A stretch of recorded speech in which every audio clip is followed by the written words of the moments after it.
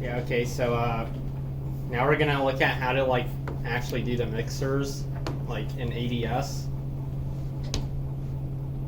So let's first look at you don't actually have to set up everything. If you go to design guide, there's a you can press, let's see, I think it's, you can press mixer, and then if you press on let's see, if you press on single, what happened? Yeah, if you Oh, the projection's a little wonky okay, sometimes. Should we be following along the ADS? I mean, we could just record it later. I mean, you could just look at the recording. Yeah, in that case, I'll just watch what you do. I mean, the schematic is going to take a while to like draw out and stuff. Oh yeah, so there's a. Oh, the back. I think it's for computer. Oh. Yeah, so there's the single-ended mixer characterization, and then you can. I think you just want the first one. So if we double-click on that, you can see it draws everything for you, and then it also has like all the measurements. And then if you want to change the mixer, you just go in, you select it, and you press this button, and it lets you go in. And then this is like some random different stuff. You can just delete it. Like, we don't really care about this, so you can just delete all of this. And then here we have the frequencies and stuff. So you want to change LO frequency to like 2450, and then maybe the RF frequency to like 2451 or something, like megahertz. And then for our PLO, change that to 7 because we'll be using a higher input power. And I believe the load should be 50 ohms too. This says 200. Is the RF power matter here? Or is negative 30 dBm fine? The RF power, it doesn't matter. Like, just make it low enough so we're still in the linear region. And then everything else, I don't think you have to change here. Except like the mixer, where you have to delete all of this and replace it with your own stuff. So yeah. So like I actually already did like all this stuff, so I'm gonna show you mine. Let's go to workspace. I believe it's this one. Yeah, okay, shut up. Okay, yeah, so let's see. Let's clean up my schematic a little bit. Let's just cross out some of these.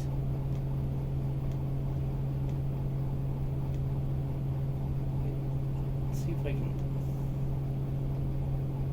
Yeah, so I accidentally messed up when making the design, which is why it's like kind of messy, and like why the test bench is like, well, like normally you'd have the test bench and you go in, but then I kind of messed up my design, so that's why I don't have the test bench right now. But here's my design. So like we have so like don't mess around with like these ports, but then everything else in between I deleted. And then for the diode model, we're using the I think it was the SMS, like it's one of the Skyworks diodes, and then I entered in all the parameters here, and I'll probably send a screenshot so you guys can copy all these. And then I think I designed mine for 1 gigahertz. And then you have the substrate stuff here too. So one of the things is like that we need to design is a rat race coupler, right? From last time. So instead of like actually designing everything yourself, if you go to design guide and you press passive circuit, wait. Actually, if you go here, see there should be a smart component somewhere. Wait, let me go check. Yeah, so if you go to microstrip circuits, they have like pre-designed circuits that you could just drop in. So like this one's a rat this one's a rat race coupler, and like you have the like branch line coupler and like Wilkinson stuff here too. So like technically you guys could have just cheated last time and used these, but you know, you should probably get familiar with the tools. So yeah, but you don't actually have to draw it out now. You can just go here and then just select it and then like drop it somewhere. Okay, so like after you drop it, you go to Design Guide and then click on Passive Circuits. And then you can select like which component you want it to design for you. So like I'm going to choose this one. And then you can use these buttons to like design it and then simulate it if you want. So that's like pretty useful. Okay, so like I guess we might be maybe I mean you guys have the structure of the mixer from last time, right? Yeah. Yeah. One of the other things you can do is like there's some stubs here, and you have the if you go to a different section here, you can find the stub here, and then you can also have it design it for you. So like here I'm doing frequency 1 gigahertz. You can put in like your own frequency and stuff. Right. These are the radial stubs, right? Yeah, those are radial stubs. And then we also have a capacitor here. And then this goes to ground through a via. So the via parameters are shown here if you want to like copy them. I'll just send them to you. But like the idea here is like the vias have some inductance since they're not perfect. And we can simulate it too. Is that cap just your load cap, or is it just? Wait, no. This is just to like short out any high frequencies. Got you. Okay, I probably should plug in my computer. Pull out my charger.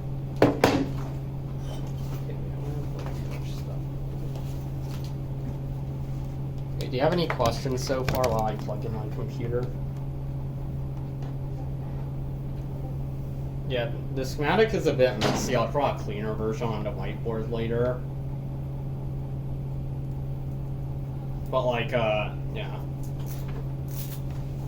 This is like what you're designing on the schematic level. Okay, wait, I can't save it. Okay, that's annoying.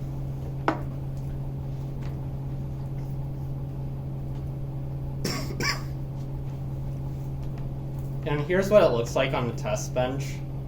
It's like, I don't know why, but it made my design very big, but here's our test bench from before. You can see I made all the changes here. And then, like before you had the mixer here, so like for some reason I messed up, and basically what I did was, so after you create the schematic, you should, wait, no, it's not this one. So after you create the schematic, you should copy it into another file before doing the layout. I didn't do that, and then now every time I like do this, it like replaces it with this thing. So once you're done with this schematic, just make a copy. I didn't do that, which is why mine is all messed up. Yeah, but like here's my yeah, so you just like move all the blocks until they go to the RF, LO, and like IF ports. Yeah, what? Oh, I was just wondering, what is a test bench? Oh, it's like when you so like when you open the design guide, it gives you like a test bench that you can use to test your mixer.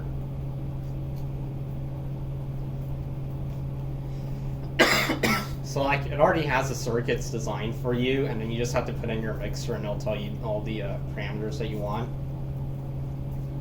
That's easier than doing it yourself. Yeah, so let's quickly look at the layout. So like here's the RF port, and then like you have a bend to make sure it to make it like fit at the right angle. And then this is actually not this rat race coupler is actually 60 ohms and not 50 ohms. And there's a reason for that, which we'll get to later, which is so it's like a bit thinner. And then here we have the diode, and then we have the capacitor, which shorts it out, and then this is the via here. And then this is the stub, which shorts out all the 1 gigahertz signal. I believe in in another design, I think in my layout I actually put another stub here to filter out the second or the second harp, the upper frequency. So I designed everything for 1 gigahertz, so if we mix it, you'll also have a 2 gigahertz signal. So you put another stub here, it will short that signal out too. Yeah. And on the bottom, it's the exact same thing. So you have the diode, and then you have the capacitor. And then you have to make sure the diodes are pointed correctly. One of them should have the negative side here, and then the other one should have the negative side going the other way. And then there's this gap, which you can't really fix because you'd have to there's no way you can connect these two wires. So because the IF is really low frequency, you can just manually jump a wire like this. If it were any other trace, it would be at high frequency, and we wouldn't be able to do that. And then finally, we have this stub here. So this is a quarter wavelength, and it's shorted because here's the via. So basically, what this is open since it's a quarter wavelength and it's shorted. So at high frequency, this doesn't matter, but then at low frequency, at DC, this ensures that this area will be at ground. So that way the diodes can be properly biased.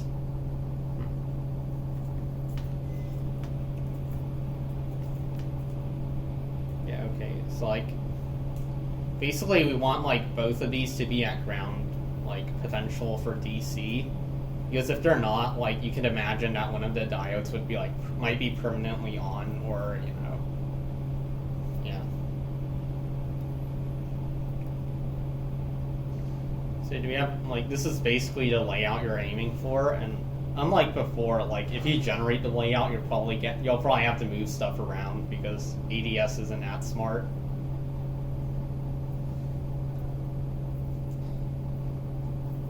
Yeah. But it should be the same thing as last time. It's just that you have to move more stuff around, and there's vias and stuff, which aren't too bad. Okay, so let's quickly go to the simulation. Wait, so let's quickly go to the layout. So let's see. Here's my layout. So here's the stubs, and then this stub is to eliminate the 2 gigahertz signal, and this one's to eliminate the 1 gigahertz signal. Let's see. Yeah, some of the issues that you might have with the with simulating the layout. So it should be pretty much the same as what you did last time, but with these areas where the microstrip meets the coupler, it's if there's a small gap between here, then it will not simulate properly. It's let's say I move this here, you can see that there's a small gap here, so it will not simulate properly, and it will give you bad results. So what you have to do is you have to move these in a bit so that all the copper is continuous. I'm not sure why it makes a simulator fail, but it just does, so don't do that. And then the other thing is for the vias to work properly, you have to go to your stack up, and then you have to add this layer. But actually, no. I think that one. I think this is already in your stack up. But if you click on the vias, you have to make sure your whole layer is set. If it's not, then you have to make sure these are set correctly. So like, you want the top conductor to be like conductor 1, the bottom conductor to be like conductor 2, and then this is what like layer the holes on, and we want it to be like in between. So I don't think these are set automatically for you, so you'll have to set them yourself. Yeah. So like those are like all the pitfalls that you might have with simulating this.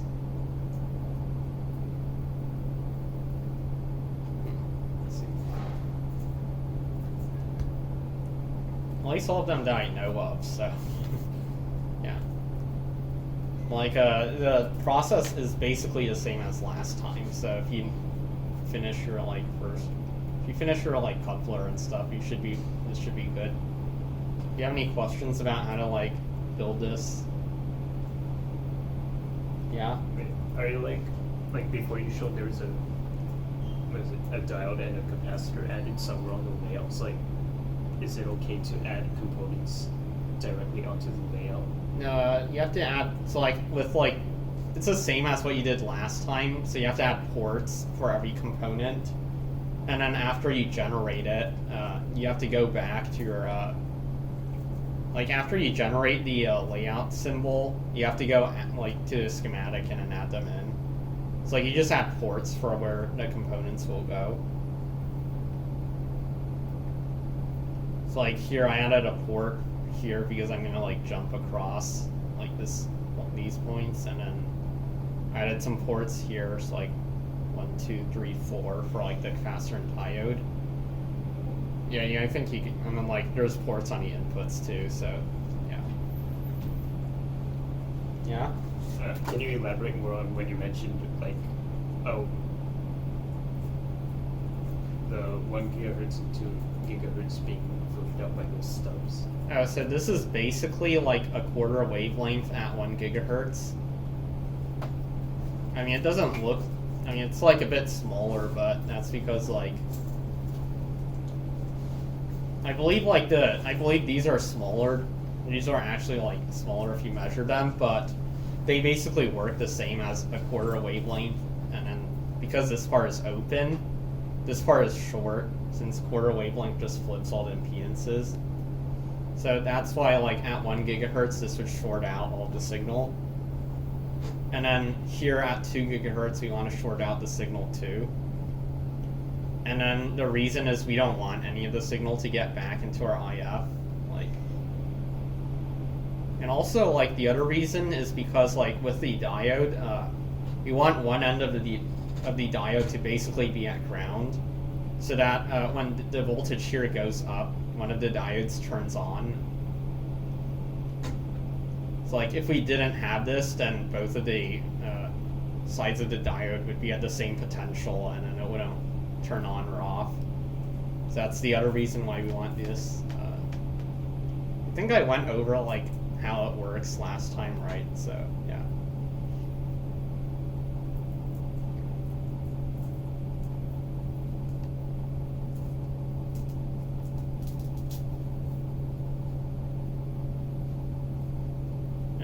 Is that good? I don't know. Anyway, so let's now talk about like what like parameters you need to meet for the mixer. So let's go to like the wait, no, it's not this one. So let's go to like the results, which I think are these.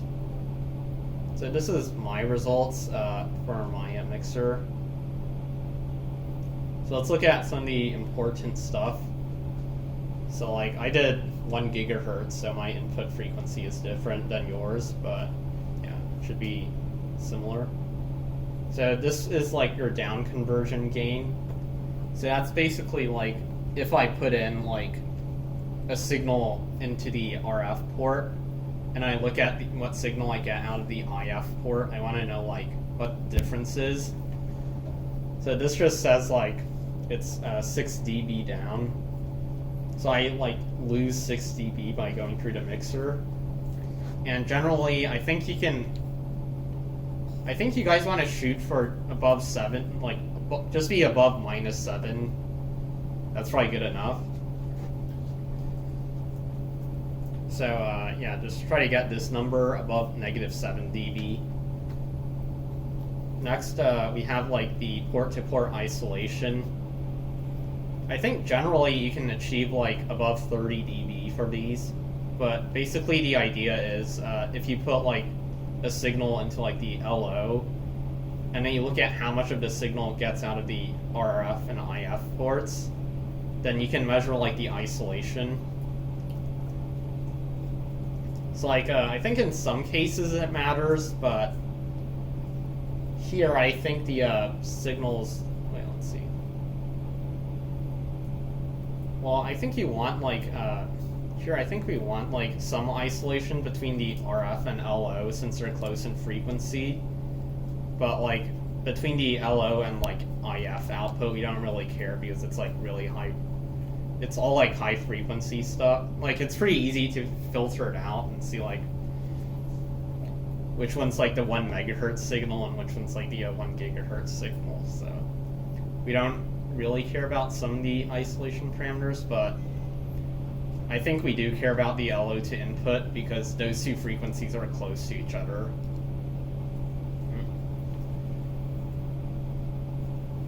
But like in other designs, like you might actually care about this more. And then finally, we have the matching stuff. So you also have to make sure that your mixer is matched. So for the LO port, so for these two ports, try to get the VSWR under 1.5. So that's the VSWR is basically how unmatched it is, and then one's like perfect, and then infinity's like really bad. Like it's like if it's just an open or short. And then I think in terms of like S11, I think 1.5 is around -15 or something. And then for the LO port, we don't actually care that much because the LO port signal is going to be much higher. So even if some of it reflects, it doesn't really matter that much. Like with the RF port, the signal might be small, and then if we have a lot of reflection, we lose like some power, which might cause our efficiency. Which might cause like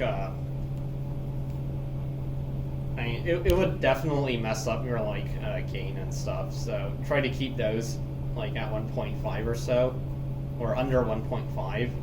And the LO port, if it's under 2, it's probably fine. So yeah. And then the reason why I had to change the impedance from like 50 to 60 was to make this actually to make the VSWR lower. So you might have to experiment with like all the impedances, like with the impedance of the rat race mixer, which you could change. Like yeah. It's like I guess we could go back and then wait, that's not this one. It's this one. So like here I made it 60 ohms instead at 1 gigahertz instead of 50 ohms, and that's why. Yeah. Is there a reason why 60 instead of 50? I just played around with it and I found out it worked. Yeah. I think I saw that my impedance was like a little too low, so I assumed that like if I increase the impedance of this, it might like make it go closer to 50 ohms. But you can go play around with it and see what happens. Yeah. Also, another thing is you have to like set up your substrate before like having it generate these components, because it needs to know what substrate you're on to like generate the design. Yeah.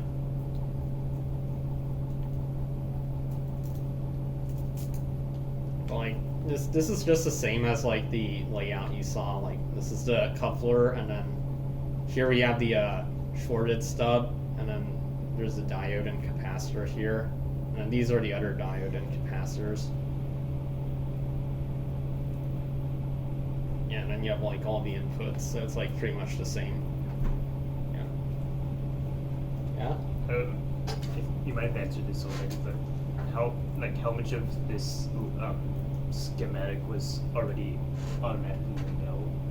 So basically this, the coupler, it's automatically generated for you. And then these two are also automatically generated.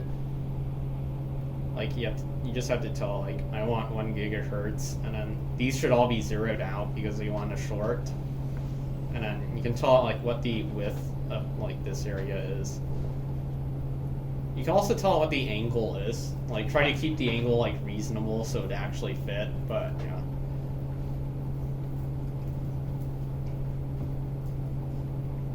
And then everything else, like you have to actually draw and stuff. And then I'll tell you like what parameters to use for like the diode and capacitor to get them to fit. Yeah.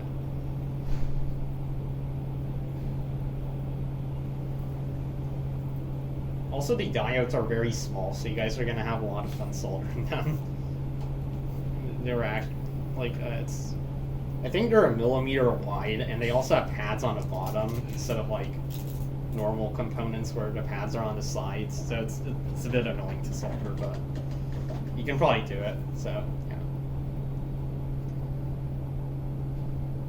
Yeah. Everything looked good here. Yeah. I think I have like some extra time, so we could probably discuss like some stuff about amplifiers. Okay, wait, no, we're not showing you the Discord. Wait, is there anything bad on there? I should have to go check to see.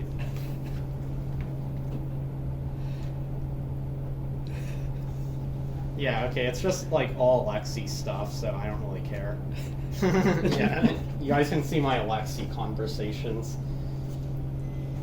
Okay, well, let's I think I can just draw on a whiteboard, right? Yeah, you can just write over there. I'll let you know how much glare there is. Yeah. Yeah, it should be fine. Just stick within like these boundaries here, David. Okay, cool. Yeah, from like here to there, where you're standing, yeah, that's fine. Wait, can I just power this off?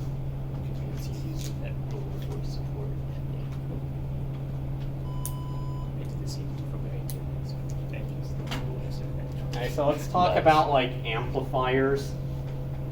So like basically like with the amplifier design we'll be using, it's class A. So like in the general class A circuit it looks like this, right? You guys have already done rap, so I hope you guys know how to do this. Yeah, you guys probably have seen this like a million times. Okay, well, maybe we have like a resistor here or something. So like, let's look at how to like make this better for like RF,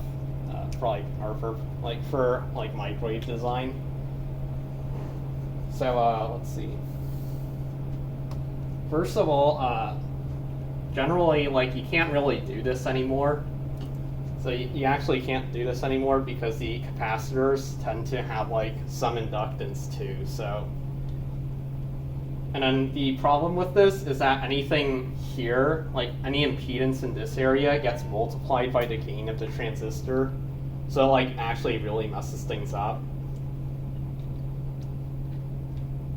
Like you already saw, like even if you put like a small resistor here, it will like completely ruin the gain of your circuit, which is why we have the capacitor. But on that high frequency, like this stuff like actually looks like an inductor, and then it gets multiplied by the gain of the transistor. So that's why this is not very good at microwave frequencies. And then also, it turns out instead of using a resistor, you can get better performance by using an inductor. So our new circuit will look like this. So let's see, it's like, and then you still have like the biasing resistors. Okay, let's see.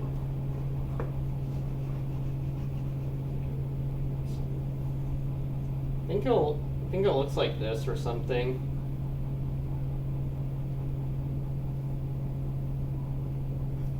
Yeah, so like we have these, and the purpose of these is basically to block any of the RF signal. And they're actually not going to be inductors, but like quarter wave transmission lines, but they do the same thing because both of them will block out the RF. And then these resistors set the biasing, which you still need for the transistor. And then you have the DC block capacitors like before, so it's not that much different. But yeah, I'm still on the screen, right? Yeah. Yeah, okay. Well, I think I just realized something. I think my audio's been on my headphones. mogged. Shit. Okay, it's fine. I got most of that down. Yeah, okay, well. I don't know about the ADS part, but we'll see after. Yeah. Okay, well, whatever. See, so like, yeah,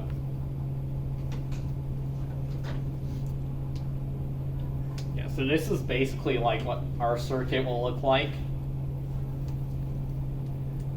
And then, of course, you want like the signals, like the impedance looking into here to be 50 ohms because everything else in our system is designed for that impedance. So you'll have to add impedance matching somewhere. It's like you have to add an impedance match like here and here. But that's like easy and you can have ADS do it for you. So it's like not that exciting. I guess one of the more exciting things is stability, because I think in rap we tried doing this and then it turned out that the amplifier was unstable. So let's discuss like stability.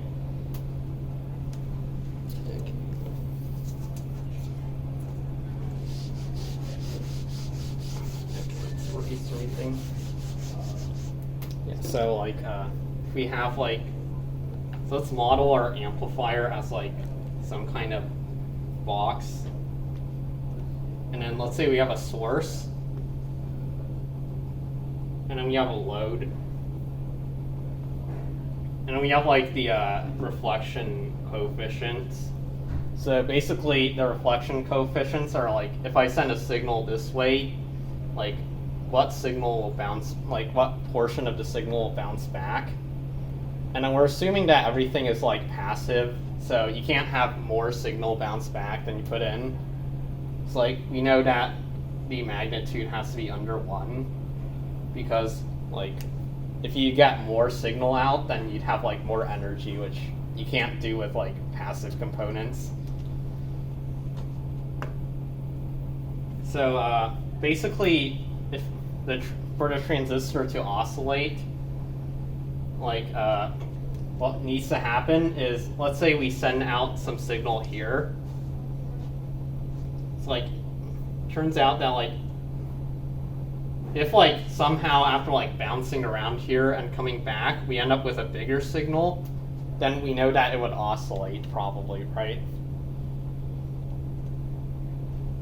So let's figure out like, if I send a signal like this way into the transistor, like what portion of the signal will bounce back, right? And then if that signal is larger, then we know that we have a problem and that our transistor will oscillate. It's like, this is going to be port 1, and then this is going to be port 2. So basically, let's say, so if we send in the signal here, the signal that comes out here will be S21 times the signal in here, right? And then some of these signal will bounce back. Well, actually I missed the first part. So the first part is like, because this part is not a perfect match, we will have some signal bouncing back, like just like as the first step, right? So this is represented by S11, which basically is the amount of signal that bounces back if you put some signal into port 1. But then we also, but then like most of the signal will get amplified here. So we will have a signal with magnitude like S21. Also, the S parameters are voltage, not power, so it's like, you need to be sure to not mess up that. Unless you like plot them in dB, I guess. And then now we know that some signal will bounce back because this load does not have a perfect match, right?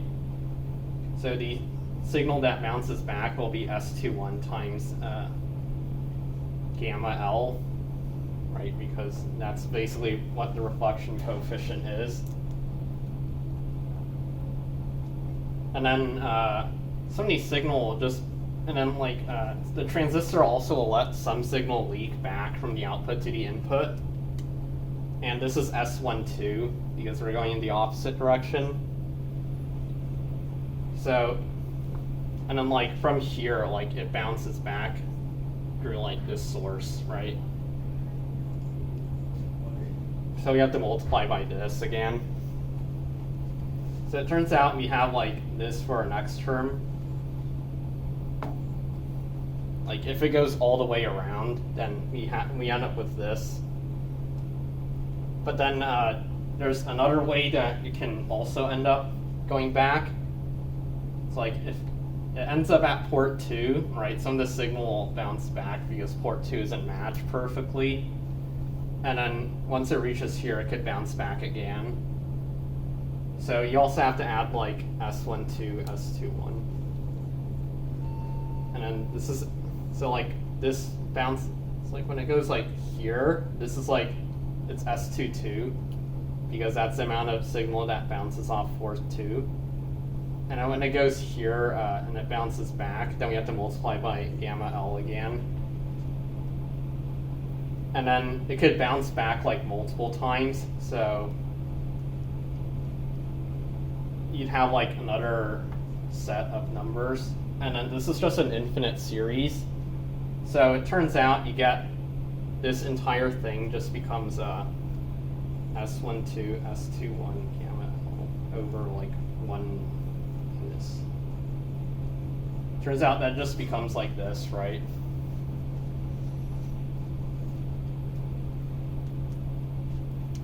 Wait, let me go check my numbers against the actual formula.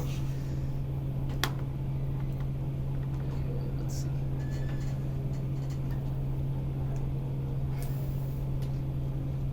So it turns out that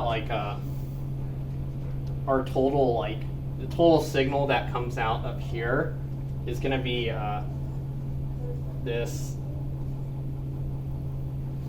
Well, it has to be a magnitude, right? So because we care about the amount of signal coming back.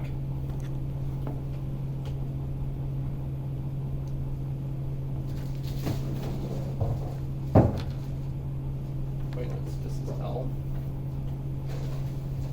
And then we want this parameter to be less than 1. Or, well, actually, if it's equal, might also. So, yeah, so we want this to be less than 1, right? Because if it's over 1, then that means the signal coming back is larger. If we put in a signal here, then after making its way through the transistor and then coming back, it gets larger. And then that means we have oscillation, so that's bad for an amplifier. Yeah, so basically, now we also don't know what these impedances are. And generally, when you design amplifiers, you want it to be unconditionally stable. It's whatever numbers you choose here, you want it to be stable. So in the worst case, this would be 1, right? Because it would just reflect all the signal back. So in that case, it would be 1. So it turns out we just want this to be true for any load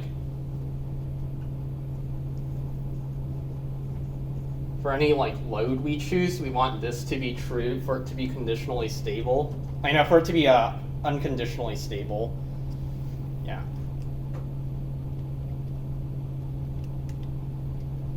And then you can do a similar thing with the output. So if we put in a signal into port 2, and then we calculate how much it comes out, it's if we put a signal here and we calculate how much signal we get after it bounces around, you end up with a similar formula, but with the source impedance. So you also have another case for the source impedance. So, so yeah, you want this to be true. And then in ADS, there's also a function which does this for you. So you don't actually have to like do the math yourself, but it's kind of nice to know like how they got the formula. It's like just for your interest, I guess. If you do it with the, I think if you do it, like if instead of injecting a signal into port 1, which is the input, we inject it into port 2, I think we get like this. It's just the same. So it's like.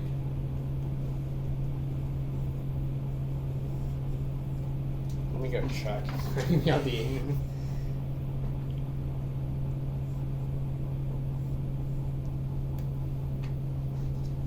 yeah, that should be right. I mean, this it's the same logic as we did before, but with the port switch. So, yeah. So we want like these to be true, and then in ADS, you have like the stability factor and stuff, and it'll calculate all this for you, so you don't need to know how to do it. So yeah, do you have any questions about the stability stuff? Yeah. Okay.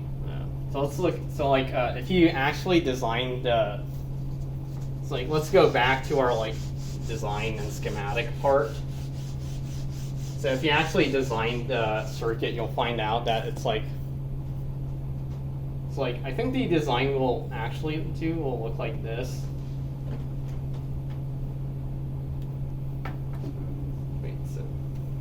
So in terms of like microstrip, like this is what our design will look like.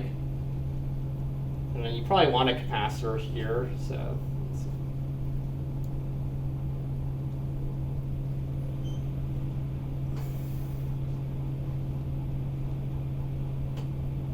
And this is also lambda over 4.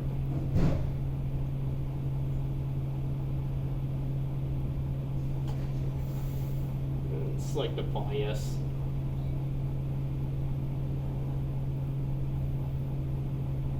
Well, you have the like impedance matching stuff here, so like.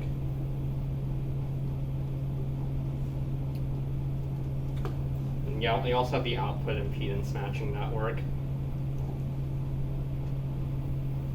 Like this is what our thing will look like. So one of the so if you actually build this, it's the input. You'll find out that like for some frequency this is unstable, and if you actually built this out in real life, it will start oscillating. So like if you like plotted the stability or something, you might like maybe this is like 2.4 gigahertz or something. Like it will cross over into the negative at some point.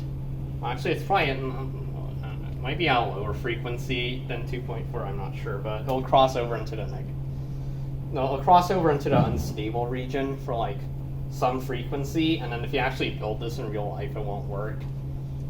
Or it will oscillate, so like, let's look at how to like stop that.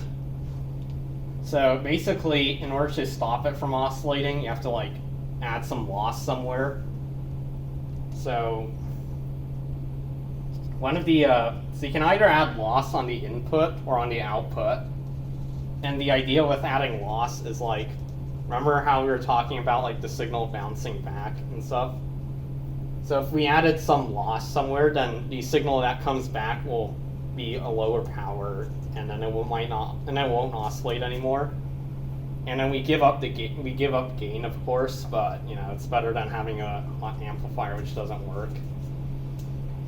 So you have two choices to put where the resistor. You can put on the input or on the output.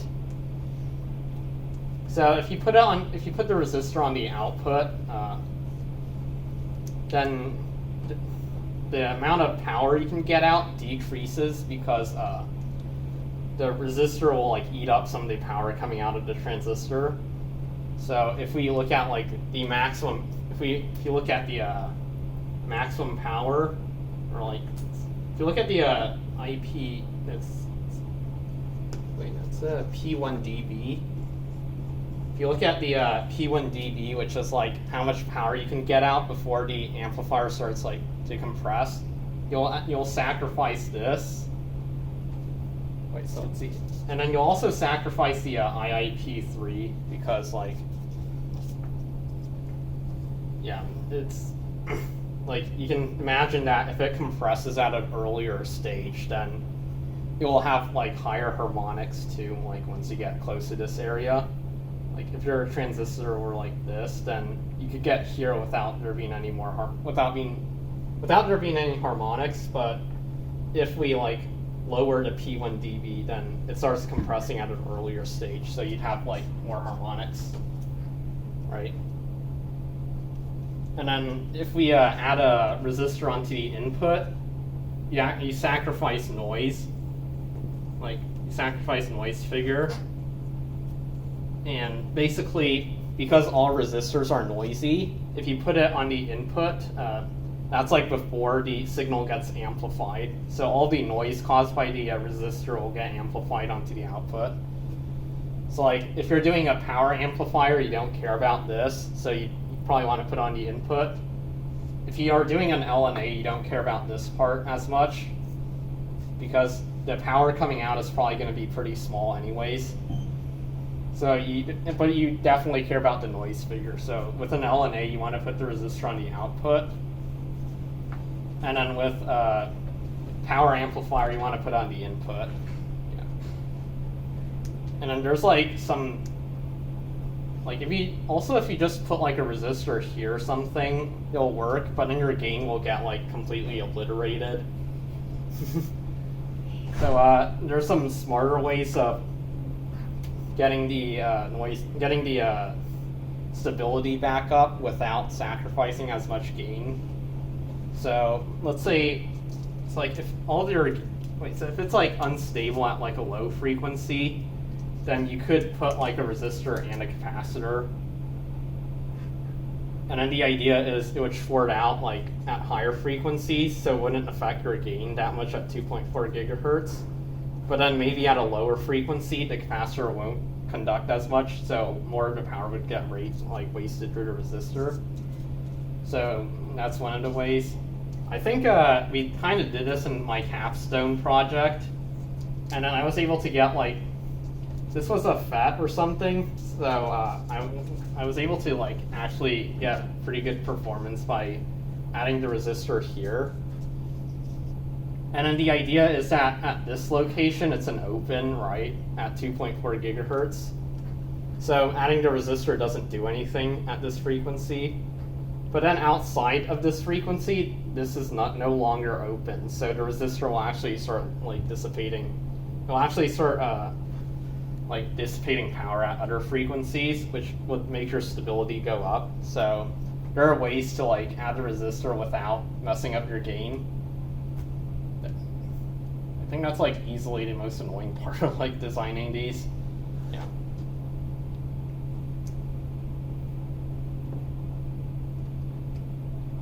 Oh yeah, I remember like during my capstone, the TA also forgot to tell people to put capacitors here. And then what happened was that because this is only a short at at like the frequency you design it for any other frequency, like this is not a short anymore. So basically, like anything you connect here would like actually affect the impedance and stuff. So if you had a capacitor here, it's basically like decoupling and like shorts out this point at all the other frequencies. Like with ours, like I think with our capstone, like the leads or something here like basically added inductance and stuff, and it caused it to oscillate at other frequencies. Yeah. So do you have any questions about this? Yeah, this is all like stuff EDS does like a lot of this stuff for you, except for like adding the resistors and stuff. You need to do that. So, yeah. Yeah, where did the oscillations occur that you were trying to, I guess, dampen by adding a resistor? So basically, the transition